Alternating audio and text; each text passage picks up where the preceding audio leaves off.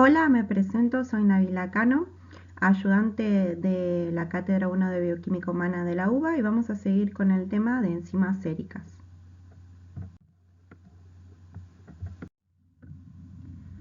Lo que nos interesa saber es la determinación de los niveles séricos, pero tenemos inconvenientes. Normalmente están en muy baja concentración y por otro lado no están en estado puro, sino que se encuentran dentro de una mezcla compleja. Entonces, lo que podemos hacer es medir la actividad catalítica, ya que es un parámetro sensible y específico. ¿Y qué es la actividad catalítica? Es la capacidad de transformar el sustrato en producto en un intervalo corto de tiempo. Y esto nos permite cuantificar la actividad de la enzima. Se expresa en unidades internacionales por litro o unidades internacionales por mililitro. Lo que se hace es diseñar un protocolo donde el factor limitante sea la cantidad de sustrato y cofactores. De esta manera podemos cuantificar la enzima, es decir, la cantidad.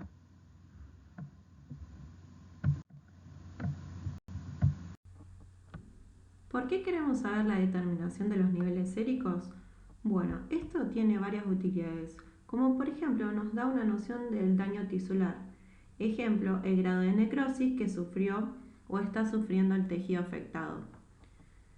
También nos da información acerca de cuál es el órgano afectado. Nos orienta al diagnóstico de patologías, al pronóstico y nos da una idea de la evolución de tratamientos. Ejemplo, cuanto mayor sea el nivel sérico de la enzima, más daño habrá en nuestro tejido afectado y el descenso en dichos niveles es un indicador de buen pronóstico. Por otro lado, acá les dejo las enzimas séricas de uso más frecuente, como por ejemplo la fosfatasa ácida, la fosfatasa alcalina, la amilasa, la glutamato piruvato transaminasa o lo que es lo mismo alanina aminotransferasa, la glutamato oxalacetato transaminasa o aspartato aminotransferasa, la lactato deshidrogenasa, la creatina quinasa y la lipasa. Para la localización del lugar del daño tisular tenemos principalmente tres formas. Por un lado, podemos medir las enzimas específicas de un órgano, las cuales presentan actividad relativamente alta en un determinado órgano o tejido. Y a su vez podemos incrementar su valor con la determinación de la actividad de otras enzimas en simultáneo. Por otro lado, tenemos lo que son los mapas enzimáticos. Recordemos que son las diferentes enzimas que contienen las células de un determinado órgano. Pero además debemos tener en consideración sus valores en términos relativos. Por ejemplo, la relación glutamato-piruvato transaminasa, glutamato oxalacetato transaminasa mayor a 1 nos puede estar sugiriendo una lesión hepática. En cambio, esta relación menor a 1 nos puede estar sugiriendo un infarto agudo de miocardio. Estos valores de ninguna manera son confirmatorios, siempre deben corroborarse con los síntomas del paciente. Por último, tenemos lo que llamamos determinación de las isoenzimas. Esto se hace en casos muy particulares, ya que es más costosa que la determinación de la actividad total de la enzima. No se hacen de rutina, sino en casos muy puntuales. Ahora vamos a hablar en particular de algunas enzimas séricas. Empecemos con la lactato deshidrogenasa. Esta enzima cataliza la reducción de piruvato a lactato y la oxidación a la vez de NAD reducido a NAD oxidado. Como les comenté anteriormente, para medir la actividad catalítica se hace un protocolo. Por ejemplo, en este caso, si quisiéramos medir la lactato deshidrogenasa, lo que podemos hacer es medir el consumo de NAD reducido, midiendo la luz ultravioleta en un espectrofluorómetro para ver el consumo de sustrato, en este caso NAD reducido, y así poder intuir la cantidad de enzima presente. Por otro lado, los niveles se pueden aumentar por varios motivos. lo que hace relativa a su utilidad diagnóstica, ya que es una enzima que no es específica de un órgano determinado y se encuentra en todas las células, incluyendo los glóbulos rojos. Por lo tanto, una actividad elevada en plasma nos pueden estar indicando, por ejemplo, desde una anemia megaloblástica, donde se observa la ruptura de glóbulos rojos llamada hemólisis, un infarto agudo de miocardio, un infarto pulmonar, hasta un ejercicio extenso. Pero aún así, nos resulta útil para el seguimiento de quimioterapia y también el seguimiento del infarto agudo de miocardio. Hablando un poco de la estructura de la lactato de deshidrogenasa, la enzima es un tetrámero. Quiere decir que está compuesta por 4 subunidades, de las cuales existen 2 tipos distintos: la subunidad H, que es más específica de corazón, y la subunidad M, que es más específica de músculo esquelético. En este caso están representadas de rojo y azul respectivamente, y del interjuego de estas subunidades surgen las 5 isoenzimas o isoformas distintas de la lactato deshidrogenasa. Las isoenzimas, como saben, difieren en la secuencia de aminoácidos, pero catalizan todas la misma reacción. Pueden tener diferencias en sus propiedades físicas, químicas, distintos parámetros cinéticos o propiedades de regulación. En este caso, tienen todas el mismo peso molecular, pero difieren en sus cargas. Entonces, para determinar las diferentes isoenzimas, por ejemplo, podemos hacer una separación mediante electroforesis, que espero que recuerden de la clase anterior, que es una técnica que sirve para separar proteínas por su carga y tamaño, en donde la de mayor movilidad se va a desplazar hacia el ánodo, o sea, el polo positivo, ya que se va a desplazar con más facilidad alejándose del punto de siembra, y esta va a ser la isoenzima de tipo 1. En cambio, la de menor movilidad, por el contrario, se va a quedar cerca del cátodo o polo negativo, o sea, el punto de siembra, y va a ser la isoenzima de tipo 5.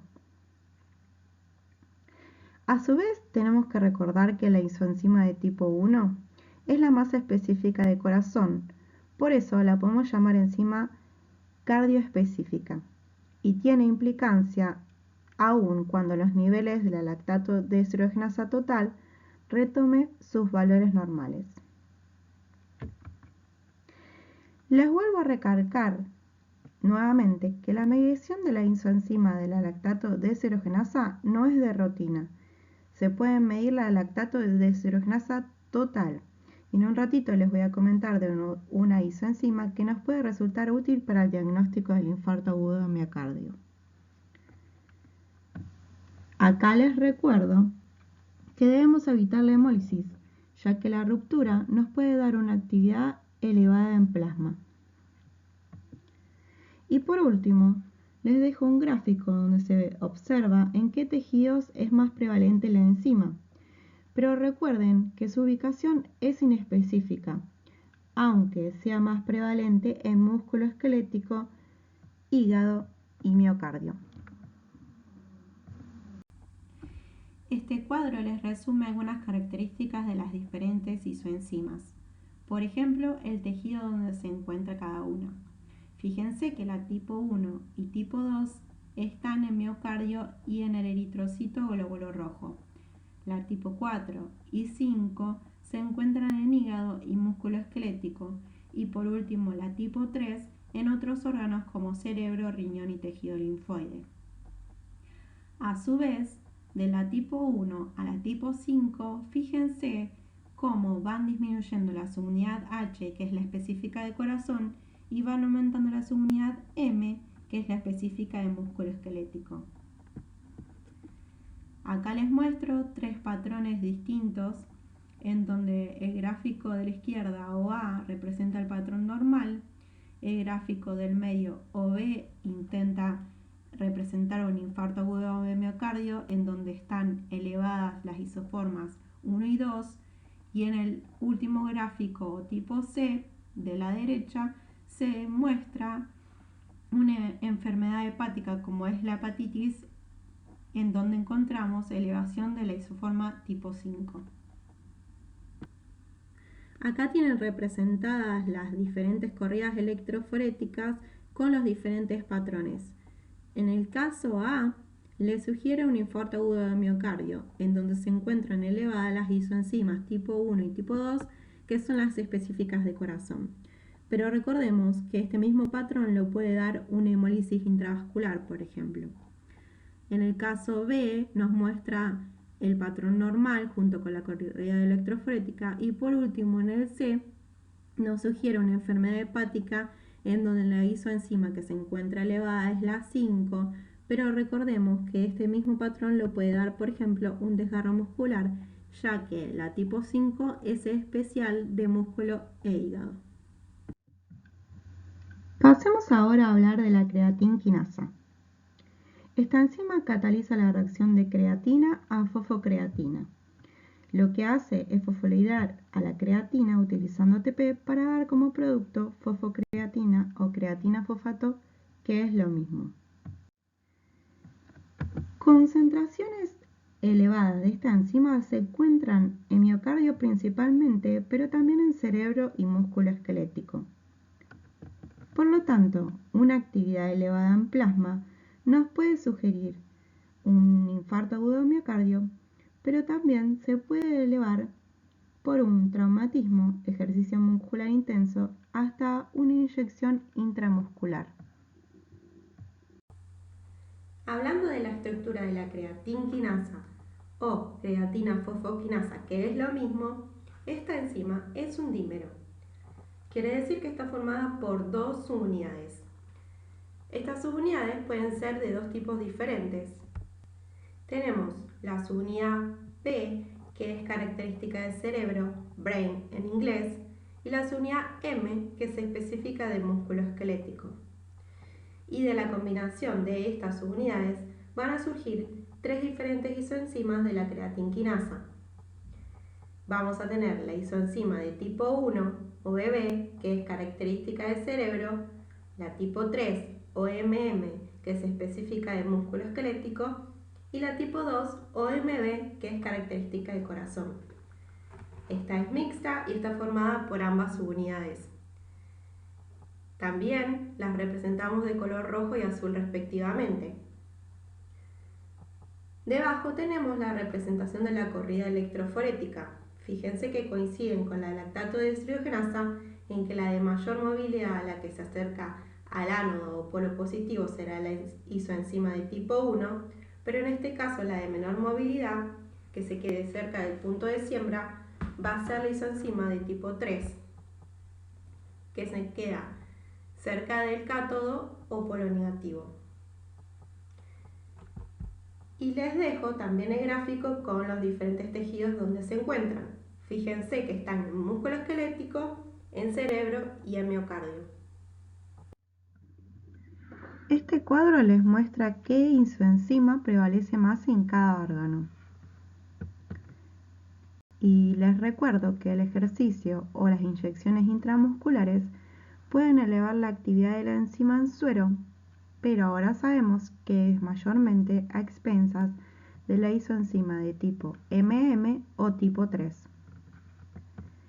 La isoenzima de tipo MB o tipo 2 nos permite diferenciar entre un infarto agudo de miocardio y, por ejemplo, una lesión intramuscular. Esta isoenzima, la tipo MB o tipo 2, es la que les había adelantado que se mide y se utiliza para el diagnóstico del infarto agudo de miocardio, ya que es una isoforma que se eleva en las primeras 4 a 6 horas de la aparición del dolor de pecho, tiene un pico máximo entre las 12 y 24 horas y retoma sus niveles al estado basal a las 48 horas aproximadamente, por lo que su medición se determina en el momento del ingreso a las 6 horas, a las 12 y 24 horas más tarde. Actualmente, si bien se sigue utilizando esta medición como un criterio de diagnóstico del infarto agudo de miocardio, hoy en día lo que se recomienda es la determinación de troponinas T e I, que son las más específicas del corazón, ya que es una medición más sensible, porque estas subunidades se elevan rápidamente y permanecen elevadas por un tiempo más prolongado.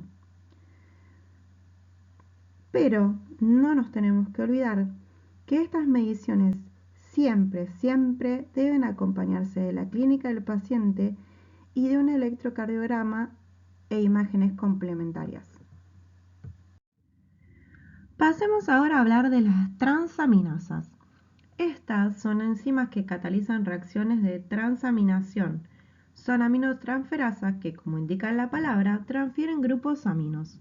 Estas reacciones van a ser vistas en el tema correspondiente a aminoácidos, pero son dos ejemplos, la glutamato piruvato transaminasa y la glutamato oxalacetato transaminasa.